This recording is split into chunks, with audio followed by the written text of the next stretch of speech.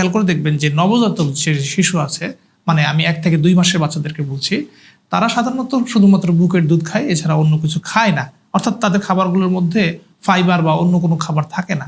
এই কারণে তাদের মুখের উপর এক ধরনের লেয়ার তৈরি হয়, সাদা লেয়ার তৈরি হয়, যেটাকে আমরা খেয়াল করে দেখবেন যে দুধের স্বর যেমন থাকে এই ধরনের প্লাক স্বরের মতো আঠালো একটা লেয়ার তৈরি হয়। এটা 2 মাস কেন, নবজাতক শিশু থেকে শুরু করে আপনার 2 বছরের বাচ্চার মধ্যে সব থেকে বেশি। বাচ্চার বয়স যত বাড়তে থাকে এবং তার খাবারের মধ্যে যত ভ্যারাইটি তৈরি হয়, তত বা ফাইবার জাতীয় খাবারগুলো যোগ হয়, তত কিন্তু এই মাত্রাটা কমতে থাকে। সাথে সাথে বাচ্চা যখন বড় হতে থাকে তখন কিন্তু তার রোগ প্রতিরোধ ক্ষমতা বাড়ে। ফলে এই ধরনের অপরচুনিস্টিক বা সুযোগ সন্তানের যে ফাঙ্গাল ইনফেকশনগুলো আছে, সেগুলো তার মুখে বা শরীরের অন্য কোথাও আশ্রয় পায় না। ফলে সে কিন্তু এগুলো থেকে আস্তে আস্তে বের হয়ে আসতে পারে।